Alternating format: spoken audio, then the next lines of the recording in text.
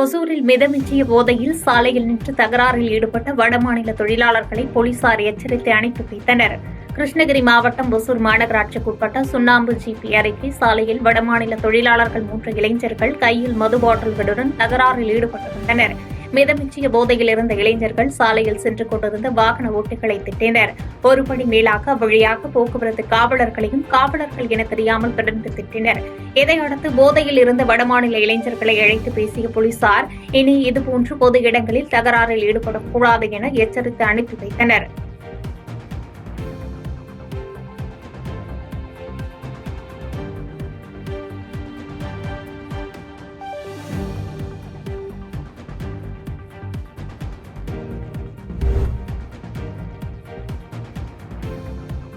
அரியலூரில் பிரசித்தி பெற்ற ஆலந்துறையார் கோதண்டராமசுவாமி கோயில் தேர் நிறுத்துவதற்கான பாதுகாப்பு கொட்டகை அமைக்கும் பணியை அமைச்சர் சிவசங்கர் தொடங்கி வைத்தார். அரியலூர் மாவட்டத்தில் பிரசித்தி பெற்ற பல நூற்றாண்டுகள் பழமையான ஆலந்துறையார் கோதண்டராம கோயிலின் தேர் சிதிலமடைந்ததால் தேரோட்டம் நிறுத்தி வைக்கப்பட்டிருந்தது.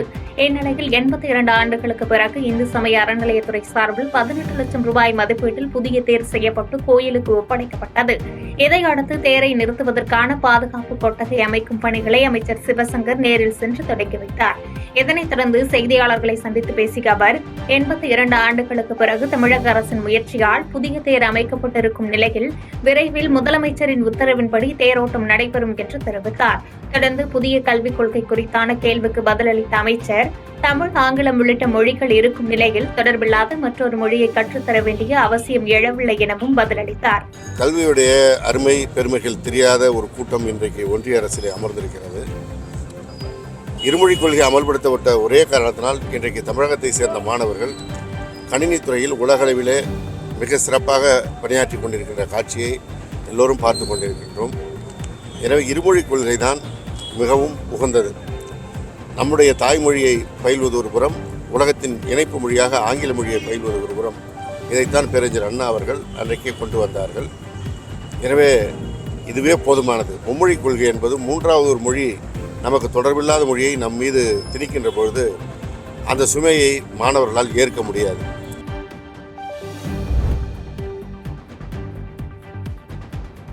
காரைக்காலில் தமிழக மீனவர்கள் மீது இலங்கை கடற்படையினர் நிகழ்த்தும் தொடர் தாக்குதலை கண்டித்தும் மீனவர்களின் பாதுகாப்பை மத்திய மாநில அரசுகள் உறுதி செய்ய வலியுறுத்தியும் மீனவர்கள் ரயில் மறியல் போராட்டத்தில் ஈடுபட்டனர். காரைக்காலில் கடந்த மாதம் 27ஆம் தேதி மீன்பிடிக்க சென்ற 2 மீனவர்கள் மீது இலங்கை கடற்படையினர் துப்பாக்கிச்சூடு நடத்தினர். இதில் பலத்த காயமடைந்த மீனவர் இலங்கையில் சிகிச்சை பெற்று வரும் நிலையில் இத்தாக்குதலை கண்டித்து காரைக்கால் மாவட்டத்தில் உள்ள 11 கிராமங்களைச் சேர்ந்த மீனவர்களும் தொடர் வேலை நிறுத்த போராட்டத்தில் ஈடுபட்டு வருகின்றனர். இதனால் 11 மீனவ கிராமத்திலும் 500க்கும் மேற்பட்ட விசைப்படகுகளும் 1000க்கும் மேற்பட்ட ஃபைபர் படகுகளும் நிறுத்தி வைக்கப்பட்டிருக்கும் நிலையில் இன்று மத்திய மாநில அரசுக்கு பல்வேறு கோரிக்கைகளை முன்வைத்து 500க்கும் மேற்பட்ட மீனவர்கள் ரயில் மறியல் போராட்டத்தில் ஈடுபட்டனர். தொடர்ந்து போராட்டத்தில் ஈடுபட்ட மீனவர்களுக்கும் காவல்துறையினருக்கும் இடையே வாக்குவாதம் ஏற்பட்டதால் பரபரப்பான சூழல் நிலவியது.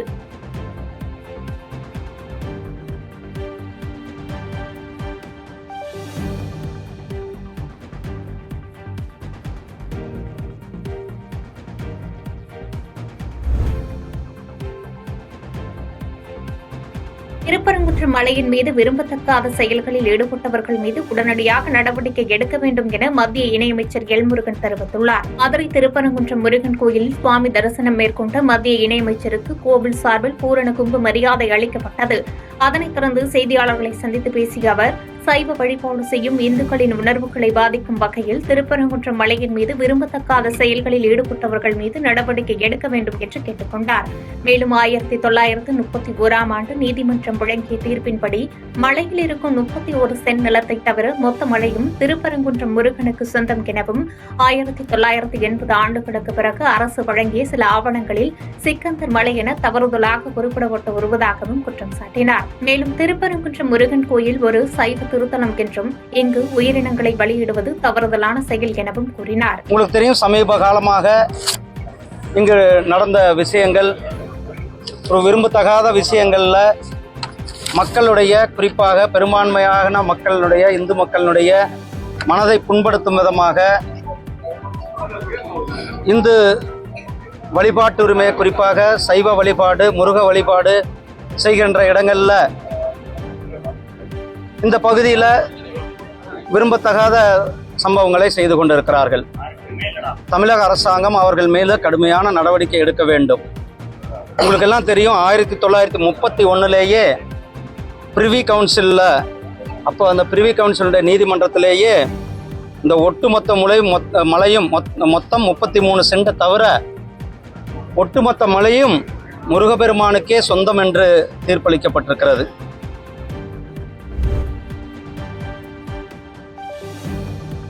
புதுச்சேரியில் 6 வயது சிறுமிக்கு பாலியல் துன்புறுத்தல் அளித்த விவகாரத்தில் மூடப்பட்ட தனியார் பள்ளியை திறக்க கோரி மாணவர்களுடன் ஆசிரியர்கள் போராட்டத்தில் ஈடுபட்டனர். புதுச்சேரி தானாம்பாளையம் பகுதியில் செயல்பட்டு வரும் தனியார் பள்ளியில் 6 வயது சிறுமிக்கு பாலியல் தொல்லை அளித்ததாக குற்றச்சாட்டு எழுந்த நிலையில் சம்பந்தப்பட்ட ஆசிரியரை பெற்றோர் மற்றும் பொதுமக்கள் தாக்கி காவல்துறையினரிடம் ஒப்படைத்தனர். தொடர்ந்து ஆசிரியர் மீது போக்சோ வழக்கு பதிவு செய்யப்பட்டு சிறையில் அடைக்கப்பட்ட நிலையில் தனியார் பள்ளியை தற்காலிகமாக சீல் வைத்து மூடக்கோரி மாவட்ட ஆட்சியர் உத்தரவிட்டார். இந்நிலையில் மூடப்பட்ட பள்ளியை மீண்டும் திறக்க கோரியும் பாலியல் தொல்லை சம்பவம் குறித்து சிபிஐ விசாரணை நடத்த கோரியும் 100க்கும் மேற்பட்ட மாணவர்கள் ஆசிரியர்களுடன் இணைந்து சாலை மறியல் போராட்டத்தில் ஈடுபட்டனர். இதனால் அப்பகுதியில் போக்குவரத்து நெரிசல் ஏற்பட்டது. மேலும் பாதிக்கப்பட்ட சிறுமியின் உறவினர்கள் பள்ளியை மீண்டும் திறக்கக்கூடாது என வலியுறுத்தி போராட்டத்தில் ஈடுபட்டதால் அப்பகுதியில் பரபரப்பான சூழல் நிலவியது.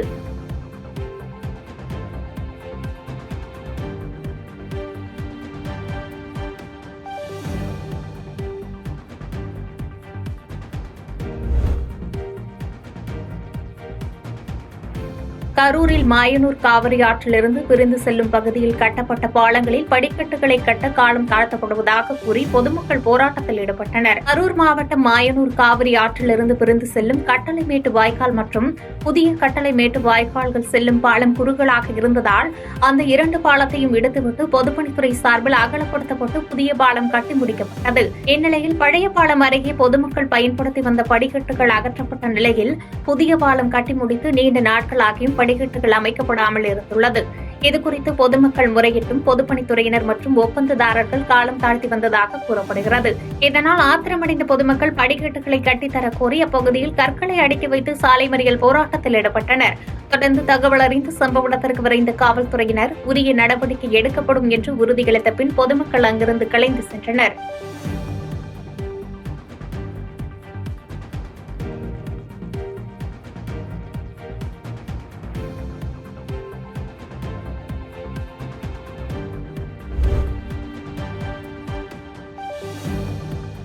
ராணிப்பேட்டை அருகே குடியிருப்பு பகுதிக்குள் அமைந்துள்ள கல்குவாரிகளை அகற்ற கோரி பொதுமக்கள் சாலை மறியல் போராட்டத்தில் ஈடுபட்டனர். ராணிப்பேட்டை மாவட்டம் ஆற்காடு அடுத்த நந்திகாலம் கிராமத்தில் தனியார் நிறுவன ரெடிமேட்ஸ் மற்றும் கல்குவாரிகள் இயங்கி வருகின்றன.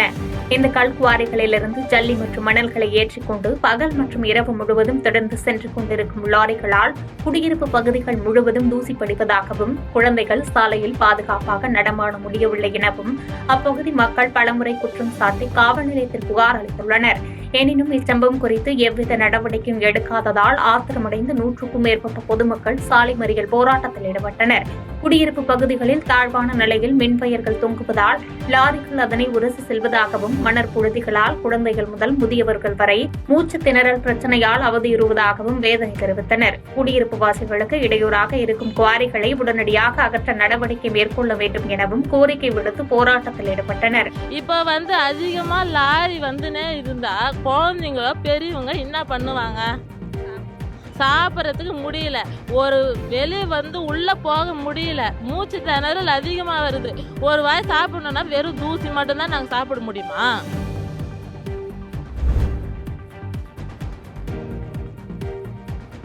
தேனி அருகே கிராம குடியிருப்பு பகுதிகளில் 1 மாத காலமாக முறையான குடிநீர் வசதி வராததை கண்டித்து பொதுமக்கள் சாலையில் அமர்ந்து போராட்டத்தில் ஈடுபட்டனர்.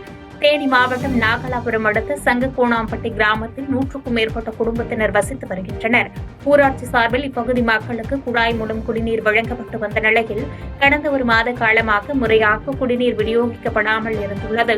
இதனால் குடிநீரை பணம் கொடுத்து வாங்கும் நிலைக்கு அப்பகுதி மக்கள் தள்ளப்பட்டுள்ள நிலையில் குடிநீர் வழங்கப்படாததை கேட்டு பலமுறை ஊராட்சி நிர்வாகத்தில் புகாரும் அளித்துள்ளனர். மேலும் குடிநீர் மட்டுமின்றி பல்வேறு அடிப்படை வசதிகள் தங்களது கிராமத்திற்கு செய்து தரப்படவில்லை என கவலை தெரிவித்த கிராமத்தை சேர்ந்த பெண்கள் ஊராட்சி நிர்வாகத்தை கண்டித்து சாலை மறியல் போராட்டத்தில் ஈடுபட்டனர். குடிநீரை முறையாக வழங்க நடவடிக்கை மேற்கொள்ளாவிட்டால் மாவட்ட ஆட்சியர் அலுவலகத்தை முற்றுகையிடுவோம் எனவும் அவர்கள் எச்சரிக்கை விடுத்தனர்.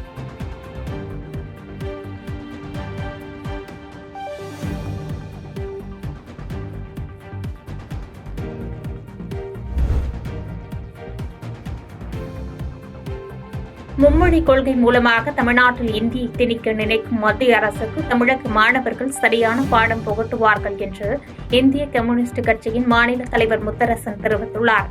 தேனியில் செய்தியாளர்களை சந்தித்து பேசிய அவர், தேசிய கல்விக் கொள்கையை ஏற்காத தமிழ்நாட்டிற்கு நிதி வழங்க முடியாது என மத்திய கல்வித்துறை அமைச்சர் தர்மேந்திர பிரதான் கூறியிருப்பது கண்டனத்திற்குரியது என கூறினார். மேலும் 1965 காலகட்டத்தில் இந்தி கட்டாயம் கற்க வேண்டும் என நிர்பந்தனை விதித்த போது தமிழ்நாட்டில் நிகழ்ந்த இந்தி எதிர்ப்பு போராட்டங்கள் உலகவே அறிந்தது எனவும், அத்தகைய போராட்டங்களின் விளைவாக இந்தி விரும்பாத மாநில மக்கள் அவர்கள் விரும்பும் வரை இந்தி திணிக்கப்படாது என மத்திய அரசை வாக்குறுதி அளித்ததாகவும் கூறினார். தொடர்ந்து இந்தி கற்கவில்லை என்றால் நிதி ஒதுக்கப்படாது என மத்திய அரசு கூறுவது சர்வாதிகாரத்தின் உச்சம் எனவும் முத்தரசன் சாடினார். இந்திய கட்டாயமாக ஏற்க வேண்டும். அப்படி ஏற்கவில்லை என்றால் உனக்கு கொடுக்கக்கூடிய நிதியை நாங்கள் கொடுக்க முடியாது என்று திட்டவட்டமாக அறிவிப்பது என்பது சர்வாதிகாரத்தின் உச்சமாகும்.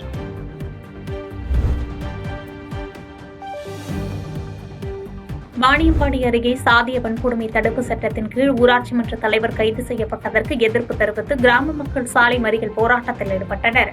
திருப்பத்தூர் மாவட்டம் வாணியம்பாடி அடுத்த கணவாய்ப்புத்தூர் பகுதியைச் சேர்ந்த சசிகுமார் என்பவர் மாற்று சமூகத்தை சேர்ந்த சந்தியா என்பவருடன் கலப்பு திருமணம் செய்துள்ளார்.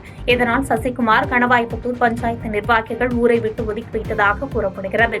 இந்த நிலையில் கடந்த 5ஆம் தேதி சசிகுமாரின் பாட்டி வயது முதிர்வு காரணமாக உயிரிழந்த நிலையில் அவரது உடலை கிராமத்திற்குள் அடக்கம் செய்ய விடாமல் பஞ்சாயத்து நிர்வாகிகள் தடுத்ததாகவும், சசிகுமார் மற்றும் அவரது மனைவி சந்தியாவை சாதி ரீதியாக திட்டியதாகவும் கூறப்படுகிறது.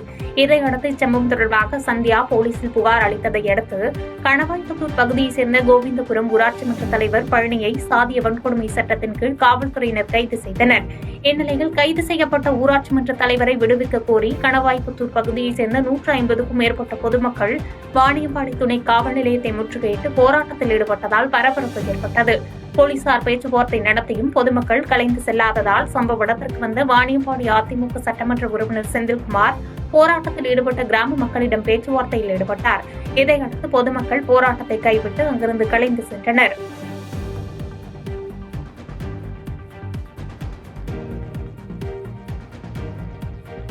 பாதகம் செய்பவரை கண்டால் நாம் பயம் கொள்ளலாகாது பாப்பா. மோதி மிதித்துவிடு பாப்பா, அவர் முகத்தில் உமிழ்ந்துவிடு பாப்பா. அண்மை செய்திகளை உடனுக்குடன் தெரிந்து கொள்ள இணைந்திருங்கள் எம் நாடு தொலைக்காட்சியுடன்.